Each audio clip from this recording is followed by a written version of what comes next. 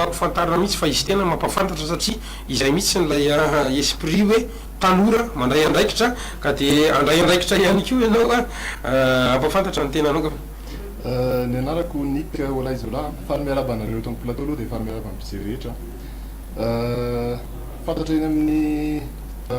fanatanjahantena ny tena ampahatarana basket na bras de fer koa matetika over the top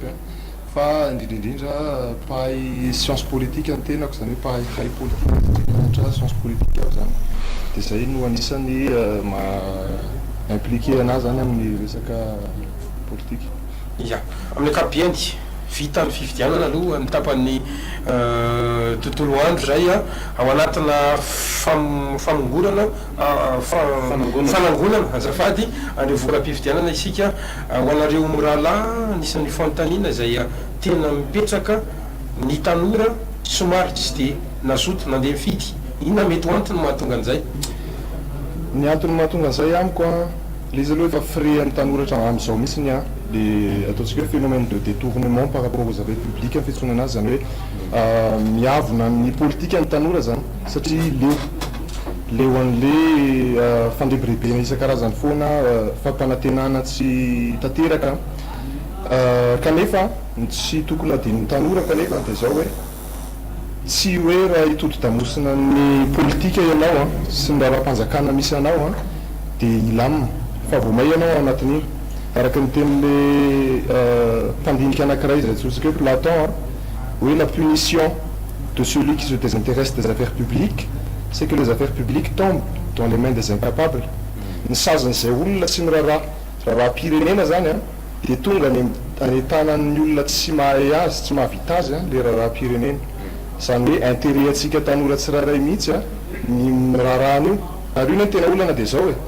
tsisy io zany censé tokony hisy fifampitaizana entre an'le mpitondra sy lay hoentina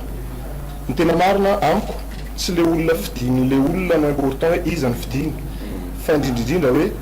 inona ny antony fidianany azy amin'ny tena fanontaniana zany hoe tsy resy lahatra ve zany reo tanora reo raha ny fahitanao anazy ianao pahay en science momba ny politika mahatonga anazy tsy hifidy zany satria anao milaza hoe tsy le olona no zava-dehibe fa ilay mpifidy tsy resy lahatra ve zany le tanora no resantsika eto satria lasa hoe raha rany antitra ve zany ty fifidianany ty sa ahoana no mety fandeha tsara mariana ihany aloha fa ny intérêt zay asehoanao amin'ny raharaha politika zany marika ana fahamatorana amiko fahamatora-tsaina amiko matoa ny olona anankiray tsy mbola mifantoka tsara amin'io resaka io tsy miraharahan'io fa variana amin'ny hoe iza ndray zao ny vohira malaza vaovao iza ndray ny film vaovao avoay aty jerenay tsy ratsy akory zany fa raha hoe variana amin'izay tanteraka ianao fa tsy miraharahan'io zavatra io mihitsy ny raha-panjakana dia amiko mbola misy tsy fahamatorana tsara ao zany ary io hoe magagy tsy hoe magagy zay le vocalise refeo ny olona tena hoe classe eto amintsika zany zay tena miraharahan'ny raha politika dia zay olona bebe taona ny quarantaine miakatra eo dia zay efa ny tena anisan'ny mampalahelo satria tanora ratsy fiaro izy ny taolo antitra voaratsy ny fahitanao na elo za manokana moa za zao tonga eto io tsy teto Antananarivo no nifidy fa tamin'ny toerana lavidavitra dia zany hoe nisy voyage zany aloha ny journéako nisy taona tsy dia naimbovo loatra fa fantatro ihany nefa ny valivali-pifidianana eto Antananarivo amin'izao ary olona namana no mandrenesako azy ny tambazotra sosialy koa moa andrenesana ihany na emy vaovao ihany fahitako azy amin'ny ankapobeny ny zotra ara-dalàna ihany